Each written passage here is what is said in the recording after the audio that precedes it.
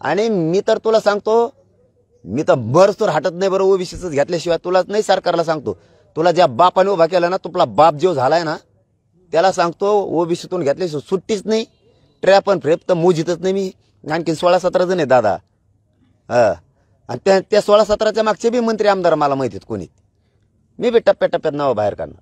या क्षणाला तुम्ही म्हणताय की अजून 16-17 जण आहेत, त्यामुळे आता कट कारस्थानाची भीती तुम्हाला समोर दिसते? नाही, फक्त माझी जी अस्मिता आहे, मी ज्या समाजाला मायबाप मानतो त्यांच्या आडून लपून, आणि ज्या वारकरी धर्माला मी मानतोय त्यांच्या आडून लपून माझ्यावर वार करू नका. सरळ वार कर, त्यांच्या आडून लपू नको. त्यांच्या आडून वार केला की माणूस भावनिक होत असतो, की माझा वारकरी धर्म संप्रदाय बदनाम नाही झाला पाहिजे. तिथं माणूस मागं सरकत असतो. छत्रपतींच्या आडून वार करणं, तिथं माणूस मागं सरकत असतो, माझा राजा बदनाम नाही झाला पाहिजे. जनतेच्या आडून बोलायचं, माझी जनता बदनाम नाही झाली पाहिजे, तिथं मी मागं सरकतो. असले वारं नको करू. तुला जी सरकारची भूमिका करायची, तुझे बाप सरकारला मानलंय, तो हा बाप सोडून तो स्वतःचा, तर तू मान रोज, काय हरकत नाही.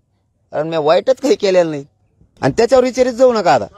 ते ही आहे, ते त्याला सरकारनं विकत घेऊन त्याला सुरू केलंय. आणि असं केल्यामुळं सरकार काय होणार आहे माहिती आहे तुम्हाला? सरकार त्याच्यामुळे डॅमेज होणार आहे पुरं. आणि तो ज्या नेत्या संघ फिरला तो डॅमेज होणार आहे. त्या संघ कोण प्रवक्ता उभा राहिला तो बी मराठ्यांच्या नजरेतून पडणार आहे.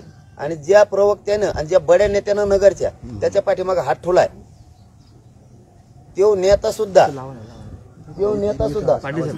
शेतकरी नेता बी त्याच्या मागे एकूण तरी ते बी त्यामुळं तो सरकारला 100% संपवणारी मोठी जात आहे मराठीची.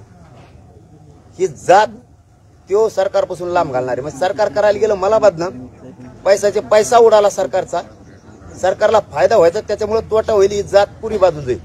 म्हणून सरकारनेच उलट त्याला बाजू सरकायला पाहिजे, की तो यामुळे आम्हीच आता बदनाम व्हायला लागलो ते एवढ्या मोठ्या समाजात.